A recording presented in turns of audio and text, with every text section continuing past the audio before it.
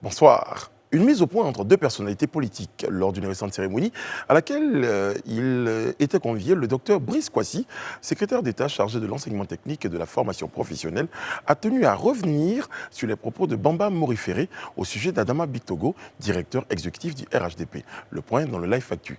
Au Mali voisin, les choses semblent se normaliser pour la junte militaire au pouvoir. Dans un communiqué signé par son président en exercice, le président ghanéen Nana Akufo-Addo, la CEDEAO a décidé de la levée des sanctions sur le Mali. Et notre invité du jour est un homme de médias, animateur, présentateur radio-télé, habitué des grandes cérémonies, le présentateur attitré des finales du prestigieux concours Miss Côte d'Ivoire. Yves Dembella nous rejoindra tout à l'heure pour nous parler de son parcours et du concours Miss Côte d'Ivoire. Débat, analyse, décryptage, l'actualité comme vous l'avez toujours souhaité, c'est dans le Live Talk. Bienvenue.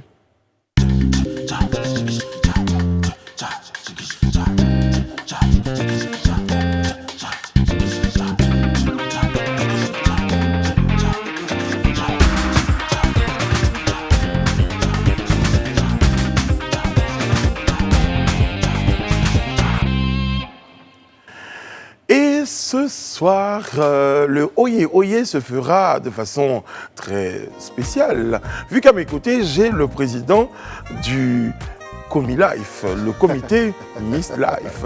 Serge Kouachi, bonsoir. Bonsoir Brice, notre très cher animateur présentateur de notre Miss Life de cette année. Merci beaucoup, merci. Alors les candidates ont été préparées, oui, tout se passe bien. Belle mise au vert, ça va, elles ont été bien traitées, comme d'habitude. Vous savez, nous sommes à notre première édition, mais bon, allez, il y a quand même beaucoup d'années de préparation et beaucoup d'heures de préparation. Bonne expérience. Ainsi, mesdames et messieurs, je suis très heureux de vous annoncer, en ma qualité de présentateur attitré de cette cérémonie, et ça va durer de nombreuses années, je tiens à vous rassurer, au nom du Comi Life, la candidate Rayanas. Sous les applaudissements du public, naturellement. Voilà, attendez. Il y en a une qui a raté sa vocation encore. Bonsoir, Rayana. Bonsoir. Alors, vous êtes engagé pour l'éducation de la jeune fille en Côte d'Ivoire. En Côte d'Ivoire. Mais merci beaucoup. Merci. Candidate suivante, la candidate Sophie Aïda.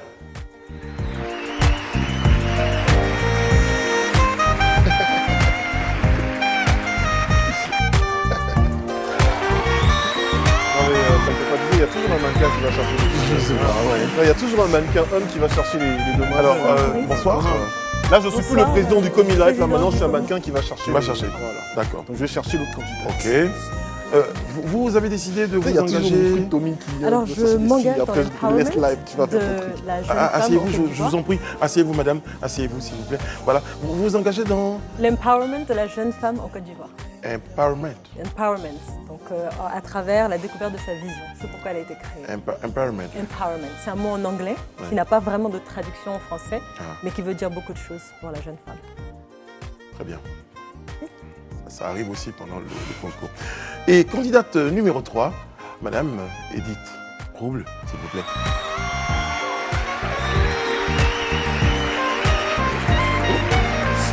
Vous n'êtes pas trop d'accord quand même, vous n'avez pas été accompagné. Elle a triché. Installez-vous, madame. Et j'ai bien fait le mannequin. Oui. Alors, madame, vous êtes engagée contre le gaspillage de nourriture. Le gaspillage. Non, mais ne riez pas, c'est Non, très pardon, sérieux. pardonnez, c'est une cause noble. C'est une cause très noble. Il y a beaucoup de personnes qui n'ont pas à manger. Oui. Il faut les nourrir. Il faut arrêter de gaspiller la nourriture. Même quand ça tombe, Il faut ramasser. Il faut recycler. il faut recycler. C'est très important. Très bien. Alors, il y a eu un petit malaise, je tenais à vous le dire, parce que les deux candidates ici On n'est pas contente, commencé, c'est voilà. de la triche. Il y a eu de la combine. Non, le problème, ce que vous n'avez pas compris, c'est qu'on vous a annoncé comme étant Miss 1, Miss 2. Et la troisième, c'était madame. Mais une madame, il y a toujours un homme à ses côtés. Donc il fallait naturellement qu'un homme aille chercher cette dame bleue. Après la fin de cette émission, le jury va délibérer, il y aura des artistes. Linda. On a même pensé à Dadju. Bon, ceci dit, chose plus sérieuse, on va commencer avec les nouvelles du jour. Et c'est l'actualité d'ici d'ailleurs, c'est dans le Live Actu. Bon, allez, on s'installe.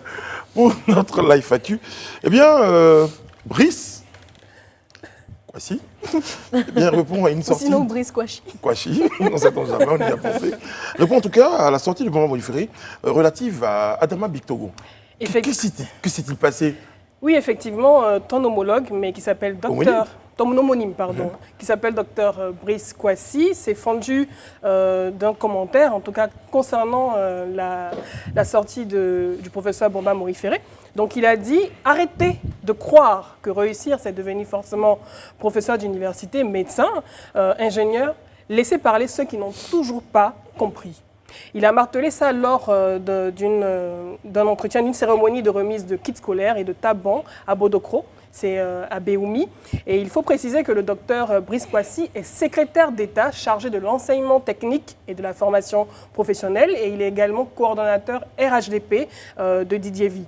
Donc il répondait effectivement aux propos largement relayés sur les réseaux sociaux et attribués au professeur Bonba Moriféré, qui est également, il faut le noter, le père de maître Afoussiata Bonba Lamine, qui est une proche de Guillaume Soro.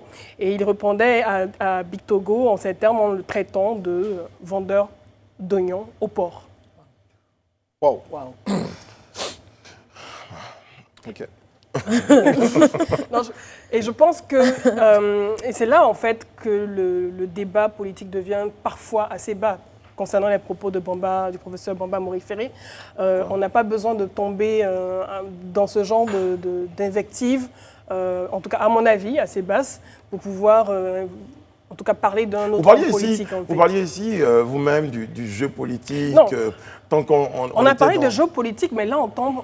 Lorsqu'on s'attaque en dessous de la ceinture. Exactement, lorsqu'on s'attaque au parcours de quelqu'un ou bien à son métier ou à son physique, c'est là qu'on tombe bas. Et on parle plus de beauté du jeu politique, effectivement. On peut parler de débat lorsqu'on parle de débat sur, par exemple, l'emploi.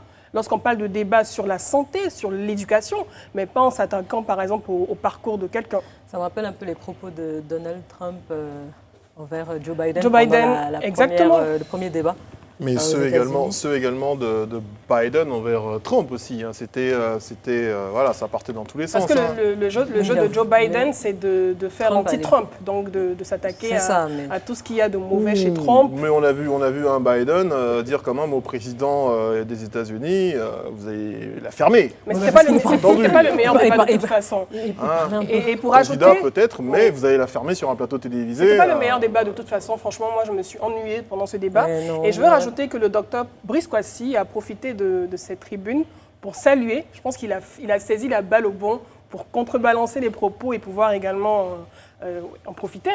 Il a dit « Les braves vendeurs d'oignons, de tomates, de bananes qui font tourner notre économie et qui font ainsi vivre des familles, des millions d'Ivoiriens doivent être félicités. Ouais. » Moi, je veux dire... Il n'y a pas de saut métier. Oui, c'est clair. Mais en cette période-là, pour revenir à ce qu'on se disait tout à l'heure par rapport justement au ton à avoir ou à ce dont on doit s'attendre par rapport aux campagnes électorales et aux discours des différents candidats et leurs militants, vous avez des dossiers brûlants sur quelqu'un, vous décidez de les utiliser, preuve à l'appui, d'accord, on considère qu'on est dans la campagne, il n'y a pas de problème, mais des invectives ou se jouer ou se moquer du parcours de quelqu'un simplement parce que vous considérez que ce n'est pas un parcours intéressant alors que ses diplômes parlent pour lui, ça c'est petit. Et surtout quand on parle d'entrepreneuriat, lorsqu'il utilise le terme vendeur d'oignons au port en pensant peut-être insulter l'autre partie, dénigrer l'autre partie, finalement, on s'attaque à tous les entrepreneurs, aux jeunes qui se débrouillent, qui se battent au quotidien pour pouvoir faire entrer de l'argent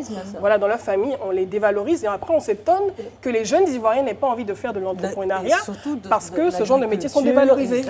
Il faut faire attention quand on a peur d'avoir honte dans la place publique de toucher aux oignons parce que ça risque de faire couler des larmes. Exactement. Il y a un jeu de mots. Bon, juste envie de placer ça. Ouais, je pense. Désobéissance civile, on en parle à vous, Réa aussi. Alors, il y a des précisions. C'est ça, parce que le terme de la désobéissance civile, depuis qu'il a été intégré dans cette petite déstabilisation-là, est mal interprété, parfois mal compris. Et donc, en tout cas, c'est ce qu'a estimé. Déstabilisation politique. Situation Situation. D'accord, situation. Voilà. Donc, en tout cas, c'est ce que Gnamia Yao, qui est le vice-président du PDCI-RDA, a estimé lors de la conférence de presse qui a eu lieu le 5 octobre 2020. Et il a tenu à faire des précisions en disant, en aucun cas, ce mot signifie rébellion, casse ou désordre. C'est le recours à la désobéissance est loin de signifier un acte de rébellion, d'insurrection, mais c'est plutôt un instrument de paix. Et il va même jusqu'à dire, pour la simple raison que la Constitution n'est pas respectée selon les uns, comme ce fut le cas hier. À en croire Gnamia Yao, la désobéissance civile est un combat, c'est une arme de combat pacifique pour résoudre des complexités politiques. Et il va même jusqu'à évoquer que dans le passé, la Côte d'Ivoire a utilisé cette arme de paix, notamment avec Houphouët-Boigny lorsqu'il a utilisé la désobéissance civile pour nous envoyer à l'indépendance. Le multipartisme est le fruit de la désobéissance civile selon lui. Il dit aussi qu'en 2010, quand ça s'est bloqué, selon ses termes, le président Bédié a débloqué par la désobéissance civile en allant au Golfe. Alors, dans notre histoire, je cite ce qu'il dit, nous notons que face à la désobéissance civile, il y a une seule attitude quand on veut la paix, le respect de la loi et de l'état de droit, fondé sur le dialogue politique pour dissiper les malentendus, toujours à l'initiative du tenant de pouvoir. Alors, un peu une forme de dire... On fait cette désobéissance civile, on met en route cette désobéissance civile et vous devriez répondre justement par une ouverture au débat politique, au dialogue. Et moi, je dis surtout qu'on met en place cette désobéissance civile, mais on ne met pas à mal la paix dans ce pays. Tout à fait. Mais ça, on l'a dit de toute façon plusieurs fois sur ce plateau, la désobéissance civique, effectivement, c'est... Civile, excusez-moi. La désobéissance civile n'a rien de violent. Le contraire, d'ailleurs, c'est l'insurrection armée. Ça a été déjà utilisé plusieurs fois, la désobéissance civile, dans l'histoire, et avec des noms qui nous inspirent rien d'autre que la paix, notamment Gandhi, pour la marche du sel, on s'en souvient, Martin Luther King, Nelson Mandela, ce sont des noms qui ne vous font pas penser tout de suite à la guerre. D'ailleurs, Martin Luther King a même dit que c'est un devoir moral de désobéir à une loi inique. Donc, c'est un terme peut-être qui aujourd'hui n'est pas forcément super bien connu des Ivoiriens, même si effectivement il est déjà intervenu dans notre histoire politique, mais qui ne doit pas en tout cas faire allusion à toute violence. Moi je suis tout content, vous connaissez mon état d'esprit, je suis tout content quand il s'agit de tout ce qui ne met pas à mal la paix. Voilà, on résume là. C'est ça. Voilà. Alors, Sophie Aïda, avec vous, on parlait de une bonne nouvelle, on a envie de dire, pour le peuple malien surtout. Oui, une bonne nouvelle. Lever les sanctions donc imposées par la CEDEAO depuis le putsch du 18 août 2020. C'est ça. Alors, la déclaration de la CEDEAO sur le Mali qui a été signée le 5 octobre 2020 par le président ghanéen Nana Akufo-Addo, qui est actuellement président en exercice de la CEDEAO, a été rendue publique le mardi 6 octobre 2020. Donc, cette déclaration stipule, je cite, que prenant en compte les avancées notables vers la normalisation constitutionnelle et pour soutenir ce processus, la CEDEAO a donc décidé de la levée des sanctions sur le Mali. Alors, dans le détail, le trafic aérien va pouvoir reprendre, on pourra de nouveau voyager sur le Mali et vers les pays de la sous-région et vice-versa. Les flux financiers reprennent également, c'est la fin donc, du blocage économique. Et puis, donc, la CEDEAO appelle aussi tous les partenaires bilatéraux et multilatéraux à soutenir le Mali. Et elle demande également aux nouvelles autorités de la transition, je cite, de mettre en œuvre rapidement les autres décisions, donc qui sont la prise par l'organisation, en particulier la libération de tous les officiels militaires et civils arrêtés depuis le 18 août 2020 et la dissolution surtout du CNSP. Rappelons que la CEDEAO avait conditionné la levée des sanctions adoptées dès le changement de régime par la mise en place d'une transition civile. Donc elle a noté la nomination et l'investiture de Ba Ndao, dont on a parlé sur ce plateau, en tant que président civil de la transition, ainsi que la nomination de Mokhtar Ouane, un civil aussi, comme Premier ministre de la transition. Alors, et puis, donc il faut aussi noter également que le 5 octobre 2020, sur proposition du Premier ministre, le président de la transition a donc nommé les membres du gouvernement de transition au nombre de 25. Merci Sophie Aïda. Yves Dambela est un homme de médias, lobbyiste et depuis peu paysagiste en art taupière adapté. Voilà, taupière adapté. Il faut dire, après un stage en formation en France, il nous a rejoint autour de cette table. Bonsoir Yves. Comment va? Ça va très très bien. Mais pourquoi vous avez enlevé la métisse? La métisse? Non, parce qu'il fallait quelqu'un sur... Vous êtes contre moi ou quoi? Elle est mariée, elle c'est ma sœur. C'est la métisse que vous ne connaissiez pas. Non, mais ça s'appelle Ryan Assi. Elle n'aime pas trop qu'on la définisse comme ça. Il dit, elle s'appelle Ryan Assi. J'avais milité pour Ryan- Pérez. C'est une femme, hein. c'est une Rien femme, à tout assise. simplement. Non, mais j'avais milité D'accord, mais pour c'est Pérez. super. hein. Vous aimez les métis Yves Dembélé? Non, j'ai constaté qu'il y a une seule qui est partie, donc je me demandais pourquoi. Je tiens à souligner que... C'est moi qui fuyais. Pourtant, ça va, je sens bon. Hein? Non, c'est la mesure barrière. D'accord. Isabella, Alors. vous... Non, mais pourquoi tu t'es... Non, faut revenir, c'est mieux. Non, il faut revenir. Elle m'a dit, monsieur Barré. J'ai failli dire. Ça marche. Bon, on peut être sérieux un moment? Oui. C'est pour ça, Surtout venant de lui. non, c'est pour ça qu'on est là en plus. Isabella, D'accord. présentateur de la finale de Miss Côte d'Ivoire depuis 2006, donc 13 ans, on va dire, autour de cela. Ok. Pourquoi? Qu'est-ce qui justifie cette longévité? C'est un deal? C'est... Je fais comme mon président. Lequel? Ne dure pas comme présentateur de Miss Côte d'Ivoire qui veut. Mais qui peut. Non, mais je suis très fier de cette longévité. Je voulais remercier le comité Miss Côte d'Ivoire, le président. J'ai tellement ri que j'ai des larmes aux yeux. Mais c'est une bonne ambiance. Hein. Ouais. Et ça a commencé par Miss CEDEAO d'abord. Hein. Miss CEDEAO en 1997 à Lomé. Et donc la confiance est installée. Et, voilà, je regarde le temps passé, je me dis, mais ça fait quand même un bon moment. Et à chaque finale, c'est toujours un honneur d'être là. Mais je pense quand même à la relève. Hein. Elle est là en face de moi déjà. Je pourrais vous prêter les costumes. À toi peut-être oui, mais... mais ça va être compliqué. C'est passé que le flambeau. Le flambeau. Pas les costumes, le flambeau. Ouais, je cherchais un candidat. Oui, je cherchais un candidat, mais le temps était trop court pour le préparer. Donc, donc je suis revenu à la chambre. Yves Dembélé, oui. La finale de Miss Côte d'Ivoire s'est tenue le 3 octobre. Oui. Et je Je n'ai pense toujours pas que... reçu le mouchoir. Ça vient. Le mouchoir, s'il vous plaît. Oui. Et toutes les Mais moi, quand je ris, je pleure. spécifique, Les deux en là. même temps. Donc, c'est pas bien de m'amener au Et funérailles. une question était sur toutes les lèvres avant le démarrage de la cérémonie. Quelle tenue vous alliez arborer ce jour-là, effectivement. Et finalement, on vous a vu. Quel a été l'accueil du public Mais je ne sais pas, parce que quand ils sont là, ils attendent leur candidate. Hein. Donc, c'est plus sur les réseaux Et sociaux. sur les réseaux sociaux, comment vous avez eu quelles sont les réactions cette que vous année, avez c'est eues bizarre. C'est la première fois depuis 2006 que le président Victor Yapovi m'a dit « Tu es bien habillé ». Voilà, c'était ça. Mais si nous savons l'histoire de cette tenue, Dites-nous, on est toutes ce n'était pas la tenue de départ, hein, ce n'était pas la tenue qui avait été choisie. La tenue qui a été choisie a été faite par un jeune qui travaillait dans une grande marque française qui a décidé de rentrer en Afrique. Et voilà, merci impunant Jojo. Et donc, mais avec la crise, la pandémie, donc la Covid-19, la veste a été contaminée. contaminés. Rien que ça. Oui. Donc, elle est arrivée à Abidjan toute sale, puisqu'elle est restée pendant 6 mois sur son mannequin et tout. Et j'ai regardé, j'ai renvoyé à Paris pour nettoyer. C'est revenu avec quelques... Et donc, j'ai ressorti une veste que quelqu'un m'avait offerte à Cotonou il y a quelques années. Bon, sauf que la veste était un peu rétrécie, quoi. Mais les gens aimaient, tu vois, et donc je suis content. Voilà. C'était dû à la simplicité de la tenue, finalement.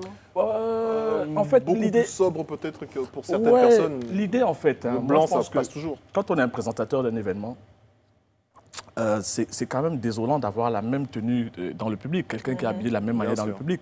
On est là pour offrir le show. La première année, quand on m'a sollicité pour Miss Côte d'Ivoire, parce qu'à chaque fois, c'est des tenues sur mesure, je me suis dit, comment je vais faire? Je vais apparaître 2 ou 3 fois, mais il faut que dans l'esprit des gens, il y ait quelque chose qui reste.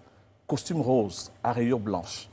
Voilà, Je m'en et souviens. ça jasait. Ouais, je Et m'en puis au souviens. fur et à mesure, jusqu'à la fameuse veste à fermeture Brandebourg, La qu'on a Brandebourg. confondue à un peignoir. Celle-là, Ça m'a choqué. Celle-là, je veux bien. Dans le transfert du flambeau, je veux bien la Je crois veste à qu'on l'a. Brandebourg. Vous l'avez Ouais. Non, mais je me suis dit, mais quel niveau? Bon, après, tu sais, les vêtements, c'est un peu une secte. Hein. Je pense que c'est, on se reconnaît par... c'est comme des codes. Tu vois, tu regardes quelqu'un comme en Afrique, on regarde discrètement, tu regardes les chaussures, tu sais, quand tu es un connaisseur, tu sais plus ou moins de quelle marque il s'agit, parce qu'elles ne sont pas nombreuses, les marques. Tu regardes... Je me disais, qui est chaussé derrière? Et donc, tu es dans des codes vestimentaires que tout le monde n'a pas.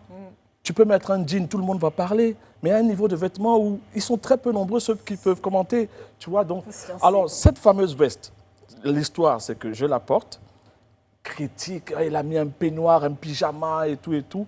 Et je crois le dernier clip de Papa Wemba, le dernier clip de Papa Wemba avec Sambon, il a porté la même veste parce qu'on avait pratiquement le même habilleur. Moi, j'étais habillé par le Matthew Coxon, sans faire de publicité, c'est l'habilleur de la famille royale. Il est venu spécialement d'Angleterre pour me faire des mesures à Paris, un jour férié, c'était le 1er mai. Et il y a un témoin, c'est lui, Jérôme Assis, qui m'a accompagné donc à ce truc, à cette prise de mesure. Et donc, Papa Wemba fait ce clip, le dernier clip de sa mort, où il est habillé de la même manière. Et donc, je vois les commentaires, « Ah, mais c'était un visionnaire !» Bon, voilà. Donc, la veste, du coup, elle a eu honte, elle ne sort plus. Moi, je suis un aficionados du manoir de Hugh Hefner, donc j'ai déjà, avant même Papa Wemba et avant Yves Dembélé, j'ai eu à voir les vestes qu'on met dans des petites soirées privées entre lords anglais. En fait, on peut dire que vous déployez votre connaissance vestimentaire face à des ignorants, en fait, finalement. Je ne vais pas dire ça parce que chacun a son jour de gloire. C'est une formation, on commence au CP, après on monte en puissance. Donc, tu ne peux pas informer des gens sur quelque chose qui ne les intéresse pas.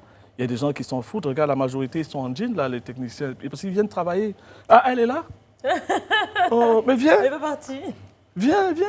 Viens, Réna, pourquoi vous l'avez mise là-bas? Viens. Viens t'asseoir. Oh là là. Comment vous pouvez cacher à ma vue une si belle femme, naturelle en plus? Pardon, petit frère, trouve-moi une chaise. Non, tu donnes la mienne. Non, reste. La mienne, ok, d'accord. Oh, le grand pas. Oh là, Fabrice. Hop. Voilà. Donc, on va faire l'interview comme ça. Y a pas de problème. Non, ça va. Non, mais comment vous pouvez la mettre loin de moi?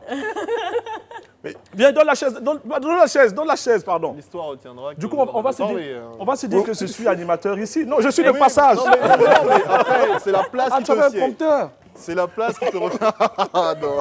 Yves, tu t'assois là, finalement. Non, tu t'assois là. Pardon. La nouvelle génération, c'est pas le métier. Mais pourquoi ils t'ont envoyé loin là-bas? Tu es assis tout seul en train de compulser ton portable. Je sais pas si on Bon, la caméra. alors, tout le monde est réinstallé. Bon? On a tout changé. Pardon, excusez-moi, moi je suis seul dans ma vie, donc j'ai trouvé une chance. Attends, je vais faire une photo. Ah, ça là. Et tu vois tout ce que tu étais venu faire sur le plateau? Non, je vais dire à ma mère que j'ai rencontré une belle femme. Attends, ça ressemble à... Non, c'est pas pour toi, ça c'est pas pour ta Tu peux la poser sur la table. Si tu la poses sur la table, ça fera un don. Bon, s'il vous plaît, je vais gérer avec Yves. Oui. Attends. Yves, qu'est-ce qui se passe? Oui. Maman, regarde la belle femme que j'ai trouvée. Voilà, c'est bon. Super. Yves Dembélé. Enfin. Je prends des notes. Oui. Même en cherchant le téléphone et tout, je prends des notes. Franchement, quand tu as un ancien à côté, il faut prendre des notes. Alors, Brice, ton émission, alors, ton conducteur, reprend le... Alors, Sophia Aïda. on va revenir Uh-huh. à l'élection Miss Côte d'Ivoire. D'accord. Donc le public conteste très souvent et parfois de façon visible et virulente les résultats du concours donc Miss Côte d'Ivoire. Ok. Est-ce que vous comprenez leur réaction? Parce que c'est très, on dirait qu'ils sont jamais contents. Mais toutes ces années, je pense que le public a été en phase avec le jury. Parce que même quand je fais... je crois qu'ils ont un problème au niveau des caméras là-bas. Ça va. Oui, non, mais OK. ça va. OK. Alors, donc, je disais que quand on regarde la joie que le public exprime quand on donne les résultats, ça correspond pratiquement à ceux qui sont dans la salle. Bon, c'est peut-être une petite minorité, puisque derrière, il y a près de 200 millions de personnes qui regardent l'événement. Mais très souvent, la Miss, c'est le choix de tout le monde, donc de la majorité en quelque sorte. Quand on regarde, par exemple, sur les réseaux sociaux, il y a énormément de personnes pour cette élection, par exemple, qui se sont plaints, qui auraient préféré que ce soit la première. Ça arrive tout le temps, j'ai envie de dire. Ça arrive tout le temps. Attends, moi, je suis peut-être pas bien placé pour parler au nom du comité, puisque moi, mon rôle, c'est d'être le présentateur, que le présentateur. Donc, à l'occasion, si vous recevez le président Victor Yapobi et son staff, je pense qu'ils vous donneront plus de détails sur cela. Mais en tant que spectateur, parce qu'on est dans le spectacle, c'est vrai, mais nous aussi on le vit, surtout sur les réseaux sociaux le lendemain, je sais que les gens ne sont jamais contents. C'est comme, voilà, les gens ne sont jamais contents. Dès qu'il y a une élection, on estime que... il y a trucage des fois. Exactement. Mais je peux vous dire une chose, c'est que je suis assis à côté du président à chaque finale, mais il est autant surpris des résultats que moi. C'est-à-dire qu'il découvre les résultats là, alors que des fois on parle de trucage, de manipulation, d'argent payé. Non, je pense que c'est mal connaître la personne. Et si l'événement dure autant d'années, ça veut dire qu'il y a quand même du sérieux derrière. Donc voilà. Mine de rien. Yves Demela, en tant que présentateur justement de cet événement, vous avez dit tout à l'heure que de toute façon vous ne faites pas partie, enfin vous n'organisez pas, vous présentez juste cet événement, on le comprend, mais en tant que présentateur de cet événement-là, est-ce que dans votre prestation, durant toutes ces années, il y a quelque chose que vous auriez voulu améliorer ou quelque chose que vous vouliez changer ? Moi, je pense qu'on ne change pas une équipe qui gagne. Après, M.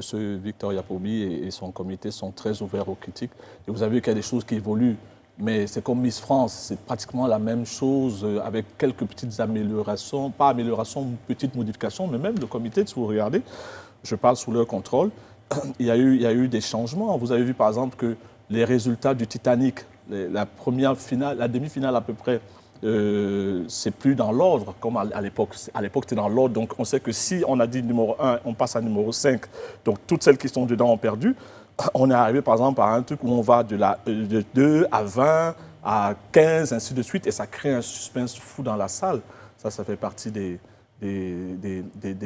petites innovations. Et chaque année, ils en ont. Voilà, comme je dis, ils passeront. Et ils vous diront tout concernant. Et au niveau de votre prestation à vous-même, est-ce qu'il y a quelque chose que vous auriez aimé faire, que vous n'avez pas pu l'occasion de faire, ou que vous avez fait, que vous regrettez d'avoir fait ? Bon, je pense que c'est un show. Le concours Miss Côte d'Ivoire, c'était un show. Ce serait dommage de passer. Et puis, si je suis là depuis 16 ans, ce n'est pas seulement par rapport à mes affinités avec le concours, avec le comité, mais je pense qu'il y a quand même derrière, puisqu'il y a des jeunes qui se proposent des fois gratuitement, des gens de l'étranger qui se proposent gratuitement pour présenter le concours. Mais si le choix est porté sur ma personne, c'est quand même un travail. Après, mon exigence naturelle fait qu'il y a des finales où je me dis, je n'ai pas été comme j'aurais souhaité être. Des fois, on a le stress, des fois, on a la pression, ça arrive. Nous, c'est moins pardonnable parce que les footballeurs, Neymar rate des buts, les poteaux ouverts, Mbappé autant. Mais nous, on n'a pas le droit de se rater parce que c'est comme un sport individuel. Si tu es nul, ta prestation réjaillit sur toi. Et je sais qu'il y a des finales où j'étais pas... Ça arrivait que je m'amuse un peu avec le public. Ils ont mal pris. Ça arrivait des fois où j'ai dit des choses qui ont été mal interprétées. Et après, j'ai l'humilité de m'excuser. Voilà, donc à chaque fois... Vous avez parlé de 16 années. Est-ce que vous comptez passer la main à une nouvelle génération ? Déjà, attention, même si on vous propose, il y a la VAR. Attention, même si on vous propose encore une autre finale en 2021, est-ce que vous comptez passer la main à une nouvelle génération ? Non, mais ça fait combien d'années Jean-Pierre Foucault, vous qui aimez googliser là, tapez Jean-Pierre Foucault, Miss France, ça fait combien d'années? Je crois que ça fait 30 ans. Ça y est, c'est pas le meilleur exemple. Hein. Excusez-moi, Brice, mais... Moi, je pense qu'une élection aussi, c'est l'animateur mythique d'une élection. Miss Monde, c'est le même monsieur avec sa moustache, là, le présentateur américain. Moi, je suis prêt. Hein. Moi, il y a des années où j'ai demandé qu'on fasse des duos. Après répétition, bon, on n'a pas... Il n'y a personne à la hauteur du grand. Non, c'est pas contre... Après, tu veux... Il y a ce qu'on appelle souvent le confort. Tu sais, par exemple, que la partie animation, tu dors tranquille, tu n'as pas à rebriefer la personne, la suivre, ainsi de suite. Je pense qu'il y a ça aussi qui... Et puis, il est très attendu chaque année, hein, quand on regarde sur les réseaux sociaux. Il a réussi à créer un personnage. On se demande qu'est-ce qu'il va mettre aujourd'hui. Non, mais toi, je vais t'épouser. Je sentais que c'était passé. J'espère que la dot n'est pas élevée. En tout cas... Assis. Elle s'appelle Assis. Assis. Isabella, vous quittez le Cameroun, justement après un spot radio à polémique qui vous a valu une suspension d'antenne. On a connu ces n'importe quoi awards qui vous ont valu un regard différent du public, je nuance. Ouais. Et puis, cette participation-là, souvent avec des tenues qui sont assez critiquées sur les réseaux sociaux, mais vous restez et vous demeurez serein. C'est quoi le secret? Mais quand j'ai embrassé ce métier, tu es né en quelle année? Je ne dis pas l'âge d'une femme. Tu es une femme moderne quand même. Ouais. Bon, ouais. Okay. D'accord. Je protège Rayana, elle ne dira pas. C'est ivoirisé. Bon, anyway, quand j'ai commencé ce métier, je me suis dit une chose, il faut que j'oublie ma personne. C'est comme si j'avais vendu mon âme au public. C'est-à-dire que ma vie ne m'appartient plus. Il y a des choses qu'on raconte sur moi que je découvre. Donc, je suis très ouvert aux critiques et je ne réagis jamais. Parce que quand tu réagis, ça fait un effet boule de neige. Tu vois ce que je veux dire? Aujourd'hui, déjà, nous, à notre époque, il n'y avait pas les réseaux sociaux. Je ne répondais pas. Imagine aujourd'hui les réseaux sociaux. Tu vas répondre à qui? Tu ne connais pas le mec? Tu ne sais pas où il est. Quelqu'un m'a dit un jour, lorsqu'on avait subi une certaine critique, il m'a dit, mais tu te plains de quoi? Peut-être c'est un gars qui est assis dans un asile, il a payé son passe, il est fou, il t'écrit et tu vas lui répondre. Tu ne peux pas réagir, donc pourquoi tu vas perdre du temps à réagir? Donc quand on me traite de tous les noms sur les réseaux sociaux, ça m'amuse au contraire. D'abord, je n'y vais pas souvent. Et les fois où on m'envoie, parce qu'il y a des gens qui ont quand même un peu de franchise dans les relations, ils t'envoient un truc, tiens, voilà ce qu'on a mis. Ben, tu regardes, moi ça me fait rire, c'est tout. Qu'est-ce que tu vas dire au gars? Plus tu dis, plus tu t'enfonces. Donc voilà. Non, c'est clair. Je suis d'accord. Donc vraiment, ça me coule, comme ça, comme la pluie, et puis ça descend. Et puis ça voilà. vous laisse à 37. Et voilà, à 37 degrés. Et voilà, Yves Dembella, vous faites partie de la liste des 100 personnalités. Pourquoi tu me vois, toi, aujourd'hui? On est sur un plateau télé. Ah, d'accord. Et les Ivoiriens nous regardent. Vous faites partie de la liste des 100 personnalités publiques influentes de Côte d'Ivoire. C'est une liste qui a été publiée en 2019 par l'Association des conseils en lobbying et affaires publiques de Côte d'Ivoire. Comment vous avez accueilli cette reconnaissance? Je pense que ce n'est pas la première. C'est la 4e édition. Pendant 3 ans, j'étais le seul étranger donc à figurer dans ce classement. Et en plus, je ne connaissais pas les organisateurs de ce prestigieux, je ne dirais pas concours, mais ce prestigieux casting. Je suis très fier. Je sais qu'une fois, j'ai demandé pourquoi. On m'a dit que ce que je faisais avait un certain impact sur les gens, aussi bien les concerts. Quand on a aligné Kassav, Stromae, Corneille, les prêtres, tout ça. Et puis quand on a une émission qui a un peu dévergondé les annales de l'audiovisuel, voilà, donc on rentre un peu dans ce schéma-là de personnes qui influencent. Donc j'étais très heureux et j'accueille ça avec toujours beaucoup d'honneur. Et là, je suis dans le Wouzou. Donc les 82 personnes qui font rayonner la Côte d'Ivoire. Et c'est vraiment un honneur que je prends et je remercie toutes ces personnes-là qui me manifestent leur... Et comment vous arrivez à rester, on va dire, en griffe humble? Parce qu'en plus de recevoir ces récompenses, vous avez côtoyé énormément de personnalités et surtout des grandes fortunes. On peut dire que vous êtes très riche. Comment vous arrivez à rester humble? Riche en amitié, en relation. Riche en amitié et relation. La richesse est relative, hein? La richesse est relative. J'ai lu quelque part, en tout cas, que Yves Dembella habitait une maison qui s'était fait construire une maison à hauteur de 70 millions. La richesse est relative. La richesse est relative. La maison, tu sais, il y a des châteaux de cartes. Hein? Donc, comment vous arrivez à garder les pieds sur terre? Parce que je me suis rendu compte que quand on perd souvent le privilège d'être devant les gens. Regardez si j'avais fait ma manicure. Elle a l'œil. Regardez, heureusement que c'est propre. Oui. Donc quand tu es devant les projecteurs, sous les feux de la rampe, il faut toujours penser à demain quand tu ne l'es plus. Et quand tu ne l'es plus, forcément, le regard des gens change. Et moi, j'ai eu la chance de connaître très tôt la disgrâce. Où à 21 ans, tu es présentateur du loto à la télévision au Cameroun, en direct. Aïda, qui est camerounaise, sait ce que c'est. À l'époque, c'était la seule chaîne. Même moi qui suis ivoirien, je savais. Parce que Et donc, les dimanches soirs, donc, on était 2. Il y avait une fille, Brigitte et Coco, que je salue d'ailleurs, et moi. Donc, on s'alternait. Et tu es en direct. Tu parles à la nation et les gens sont très, très portés sur les jeux. Là-bas, ils étaient très portés sur les jeux. Donc tu es là en direct, après tu es en radio, tu cartonnes, et puis un coup, un truc arrive et tu es viré. Parce que quelqu'un n'aime pas ta tête, parce que lors du concours de casting, tu as battu tes propres patrons et que tu gagnes de l'argent, puisque la loterie est payée, contrairement aux radios où vraiment il y a beaucoup de gens qui vont travailler pour du bénévolat. Donc, tu te rends compte que si tu avais été orgueilleux et imbu de ta personne, les gens ne t'auraient pas traité de la même manière que quand tu étais sous les feux d'armes. Donc, du coup, après, tu réalises que tu n'es qu'un homme. Il n'y a pas de cimetière au ciel. Donc tout le monde se retrouve 2 mètres sous terre. Et au final, il m'est arrivé de côtoyer des gens hyper riches et de voir comment ils étaient humbles. Donc je me dis, pourquoi moi qui suis rien, qui n'ai rien, pourquoi je vais me la jouer? Donc, par exemple, depuis que... Regarde Sophie Aïda. Donc, quand je vais, par exemple, à la radio, ça fait depuis 93 que je suis là-bas, j'ai jamais, par exemple, voulu que les enfants de la rue portent mon sac. À l'époque, on avait des gros sacs de CD. Maintenant, on arrive les mains dans les poches et puis avant, on avait des gros sacs de CD. Et donc, je n'ai jamais voulu que les gens me portent mes affaires parce que j'estime que demain, quand je ne serai rien, c'est moi qui vais les porter. Donc, il faut que je m'habitue. Voilà. Donc, l'humilité, vraiment, je pense que c'est... Quand on me demande des fois le secret de, entre guillemets, ma petite route, c'est l'humilité. Rien que ça. C'est d'être simple, humble et voilà. Yves Dambela, je disais tout à l'heure, vous êtes paysagiste en art taupère adapté. D'où ma tenue d'aujourd'hui. Oui, qu'on aura certainement l'occasion de voir. Oui, parce que cette tenue de travail. C'est une tenue de travail VIP. Oui, voilà, VIP, c'est important. VIP, voilà. Elle est constituée. On est en plein avec les bottes. En plus. Voilà. Donc, Oui. Ah ouais, là, il va là. Mais j'ai vu les filles défiler tout à l'heure, là. C'était bien, hein. Voilà. Donc, ça, c'est la tenue de travail sur les chantiers. VIP. Voilà.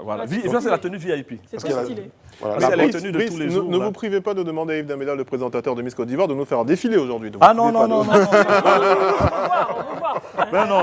Donc voilà la pour le bonheur de ces dames. Voilà ma nouvelle activité, je m'éclate parce que comme j'aime les femmes, les fleurs c'est comme les plantes, c'est comme les femmes. Il faut avoir la patience justement et de savoir les voir pousser, évoluer, les entretenir et voilà.